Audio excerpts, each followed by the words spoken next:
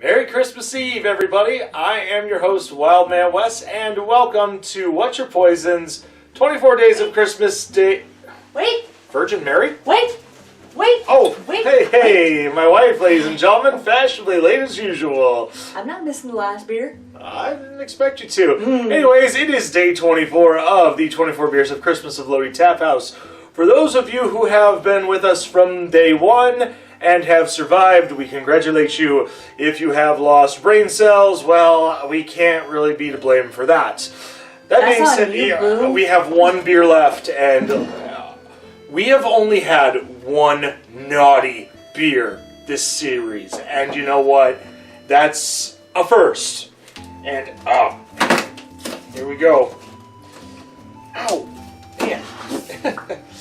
Let's see, from Dutch Bag Brew Company. I've never heard of them before. This is a new one.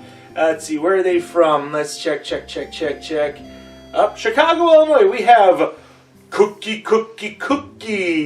This is a 4.8% holiday Kate beer. Okay, so I've heard of Kate beers in the past. To what I understand, they're pretty much like an alt beer. Very much like with what we had a couple weeks ago when Jefe was here with the alt beer. So it's kind of like they call it, as the Germans would say, like the old beer. So it's going to be a little bit more on the malty, oaty side, and more like a copper coloring. And I just realized something. We have nowhere to set this on because it's open. So, well, time to upside down it. Ta-da! Wildman fix! Yay! Alright, I do love all the artwork on this. I mean, the gingerbread man on the front is so cool. And then you have a bunch of men on the backside holding their nether regions like they are going to break the seal. So far, this is funny. Okay, I'm ready to open this up. I'm excited. I'm just, cookie. Okay, so it does have a lighter copper tone. No, but I mean, it's more of an amber color on this one. A little golden, but anyways. It's a nice consistency there. I like that. Oh, I'm getting ginger, nutmeg, cinnamon all at once. I'm excited. You know what it smells like? What? It smells like my sweet potato casserole before I put the topping on. I mean, you're not wrong. Well, here we go.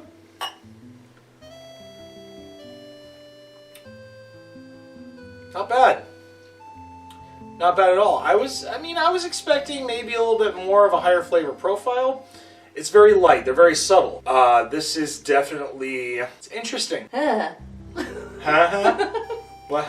It's not what I was expecting. No, I mean, I was thinking it was going to be a little bit darker and probably a little bit more hearty. I'm not mad. No, I'm not mad. I got greedy.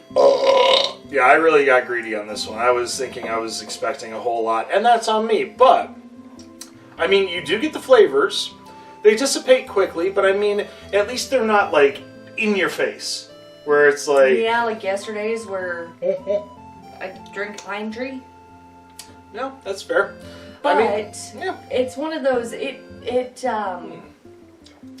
it say the ABV on here? 4.8. 4.8, so patio pounder, that's what I was thinking that it kind of tastes like. Like, this is one of those you can have, like, at a party and not worry about toasting yourself too quickly. No. Which is nice. Well, actually, when I poured the rest of it in, it got darker. I think I might have goofed. I might have needed to roll this can maybe if there's some sediments. I don't know.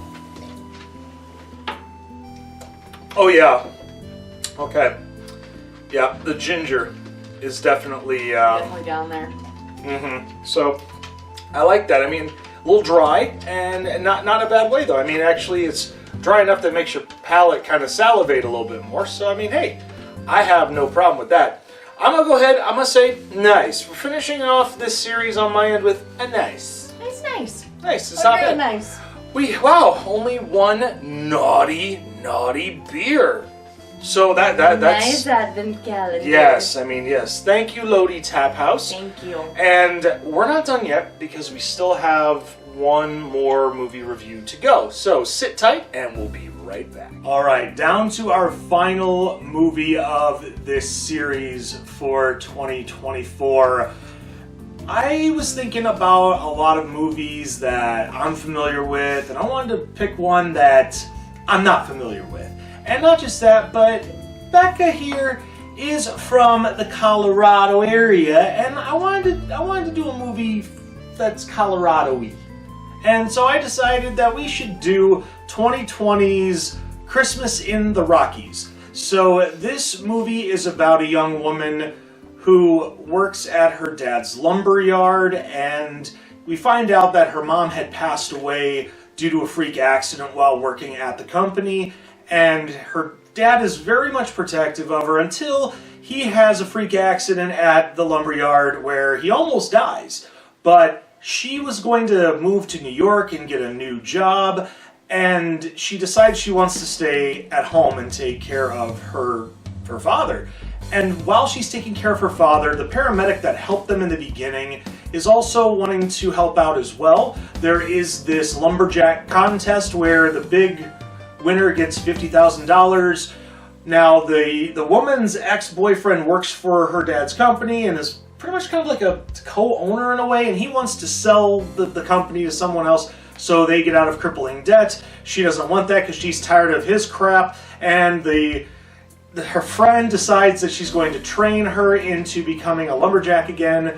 There's the big competition, and yeah, there's a lot in this one. It's an interesting film, for better or worse. I would say it's on Tubi, so go to your local Tubi streaming site and rent yourself a copy. So now we're going to talk about what we like and what we don't like about the film. Now, I'll start off on this one. I mean, I didn't recognize a lot of the cast in this one. I mean, the cast, it seems very Hallmarky, if that makes sense. However, when I did look at the cast listing later, or actually the opening credits, I did notice two names that really struck a chord with me.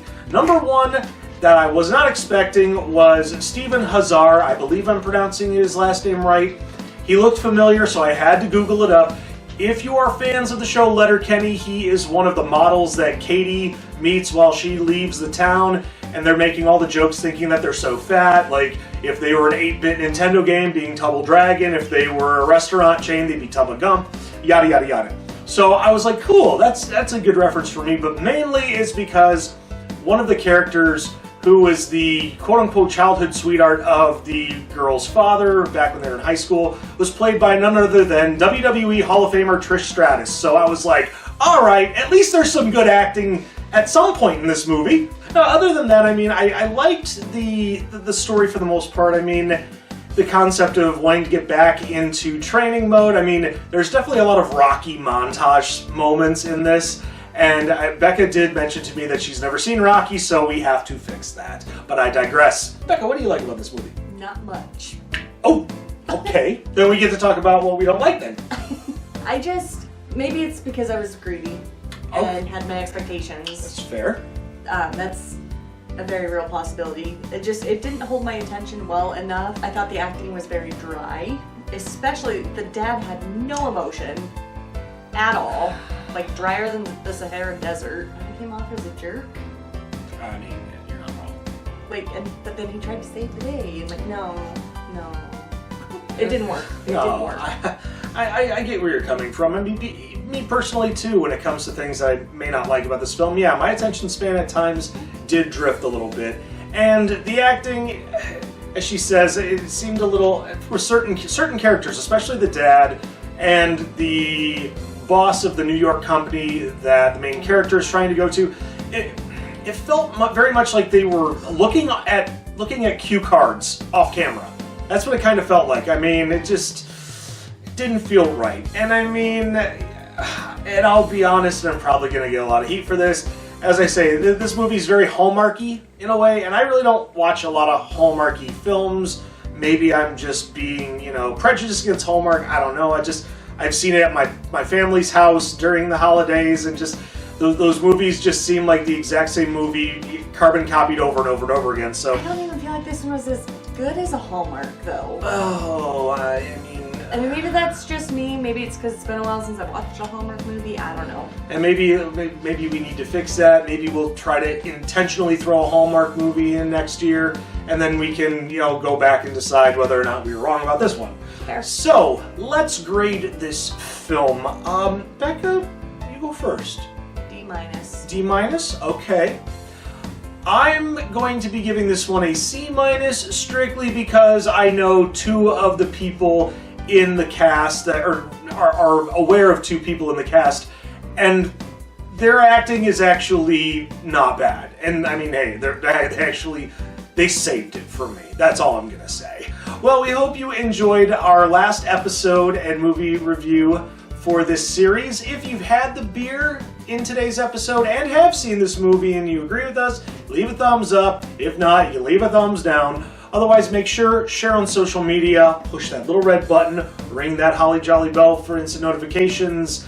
And to everybody, thank you so much for sticking with us for 24 days.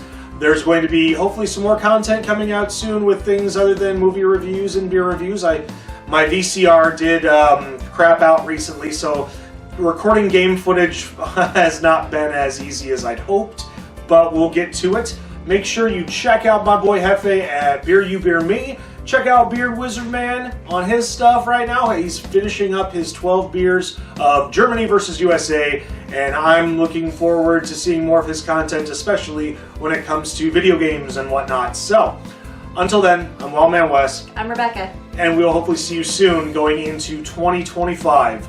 Merry Christmas. Merry Christmas. Happy holidays. And be safe out there. We love you.